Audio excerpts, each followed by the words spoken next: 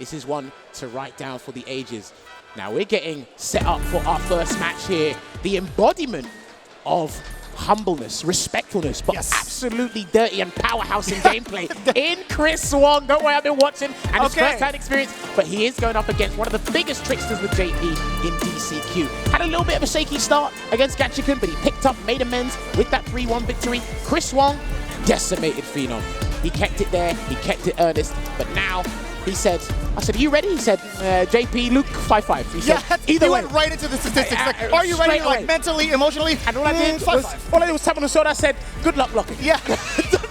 I think that's the sentiment for everybody when they face up against either of these two characters. Now, I did get to talk to DCQ, a man of very few words, but I was talking to him with Zen, and you know what? He's feeling as confident as ever, as he has been throughout the span of his lifetime in the FGC, right? So one of the things I did take note of, they were looking kind of shaky right out the gate for top 16. All of that now out the window. We are getting the full and utmost potential here in our very first game of top 8. It's Chris Wong versus DCQ, Luke versus JP.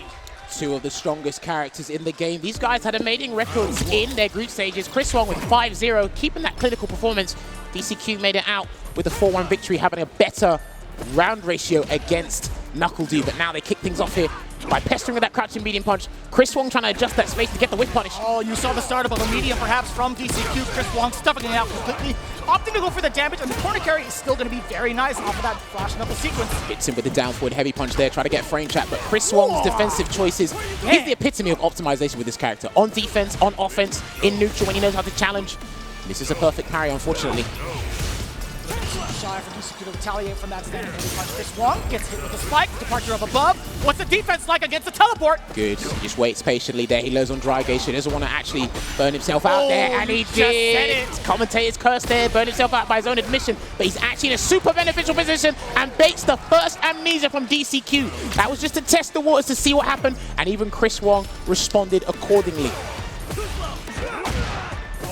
Just at the right spacing, that's impressive. Barely whipping, DCQ already ready with that standing heavy punch to start off with the departure. Chris Wong is going to take his time, moving on in, and that's an exchange, but nothing of it from either one. Chris Wong, he's looking for something. DCQ slowly inching up. Medium punch has been his go-to, and also medium kick to gain some of that estate little by little. But he's trying to get Chris Wong to respect that CQC range with that crouching medium kick, slowly encroaching on that space. But Chris Wong beats him to the punch there, blocks that crouching medium punch to the drive rush cancel. And completely risk-averse is DCQ.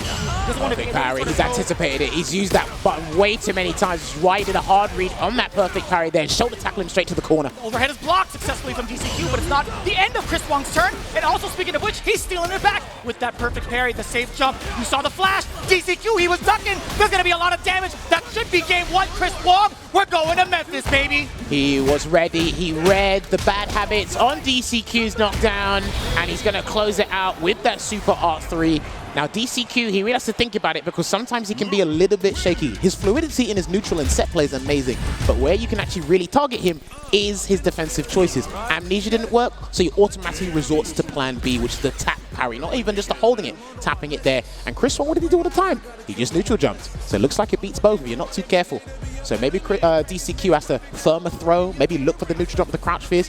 Maybe he might have to implement backdash this time round. He needs to change up and be less predictable, less obvious with his defensive choices. Looking at the overall offensive decision-making from Chris Wong, most of the time when it comes to Luke's gameplay, you want your opponent in the corner as much as possible, but he was doing a lot of decent damage within the neutral space, exactly where DCQ would like to fight it out. So this is a very interesting one. Most of the players, I got to talk to them about DCQ's mental, and I gotta say, he is one of the most elusive players to pin down in any scenario. So just seeing Chris Wong outplay DCQ in neutral thus far has been phenomenal. Starts off with a drive rush there into the crouching medium punch, but again, Chris Wong gets that punish there. Beautiful. A lot of heavies tackle that down forward heavy punch there because it is -14. And the throw bash. That was huge there from Chris Wong. Is he going to make another bad defensive choice? Good time, this works. And it didn't say punish counter, but he's still got a conversion there, DCQ. Backs away. That's totally fine from DCQ. Has Chris Wong right where he wants him, slowly gaining back all of that drive gauge while harassing Chris Wong's meter as well, but the punish counter off of the drive rush forward into the medium punch. A lot of spacing. Vulcan, bang! More than enough in the tank to take down DCQ. Super Art Wong closing it out. Again, perfect optimization there from Chris Wong doing the job. And he's always scaring DCQ in the corner, making sure that anything he does with JP, defensively or in the neutral, feels unsafe, feels super risky. But now, shoes on the other foot here for DCQ.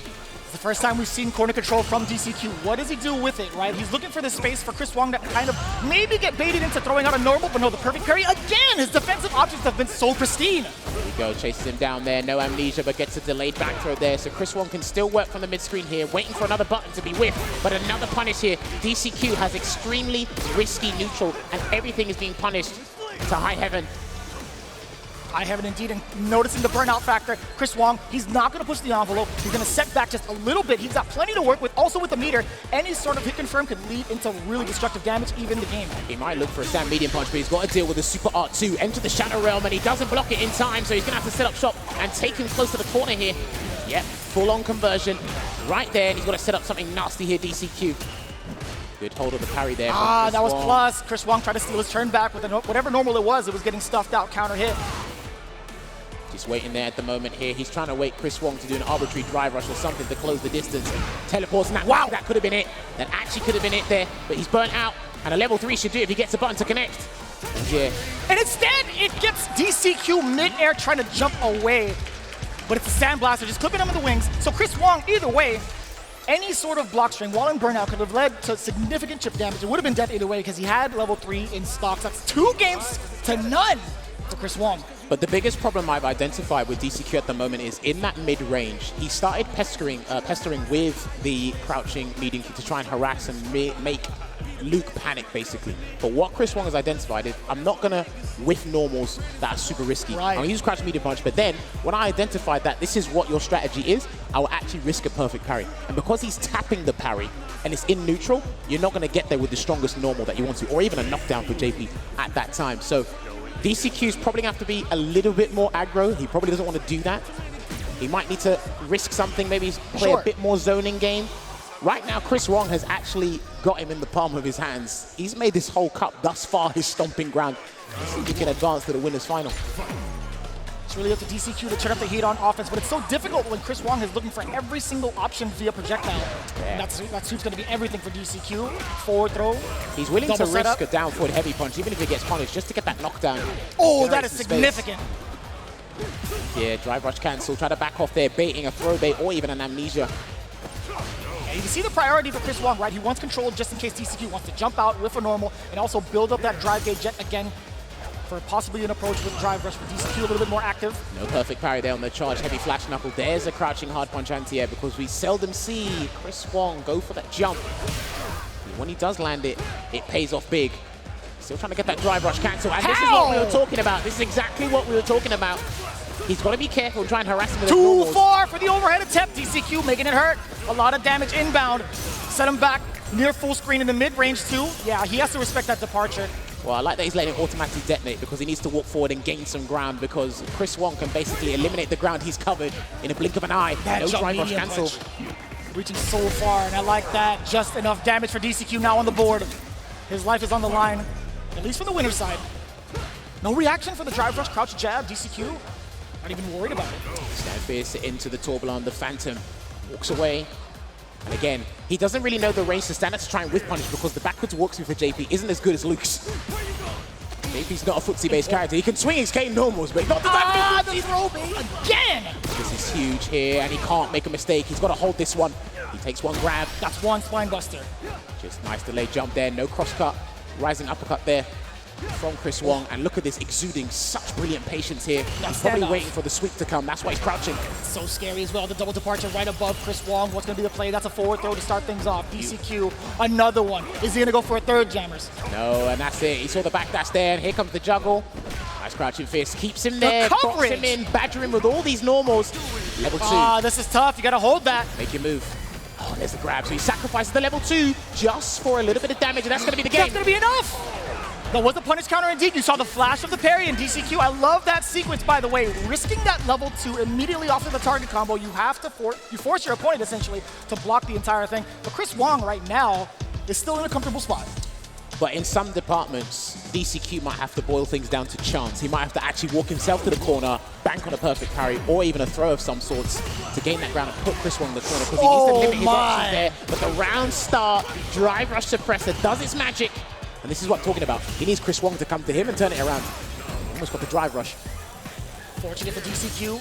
letting the spikes do the work primarily, and again, sniffing it out. He does see the departure, reacts to it accordingly. Uppercut for the damage. Stays there, blocking it out. Don't lose that much drive gauge from blocking 3 lights. Walks his way back to the mid-screen. He cannot whiff a normal there. That's why he's blocked. Taking that grab. He's going to have to make a choice now. See it. What's the decision going to be? Chris Wong, he's one tri brush away. Yeah, he's trying to perfect parry a Stalagmite to get in, but then DCQ's got to be careful using a Phantom. Standing medium punch. Yeah, playing the footsies. Can't jump either.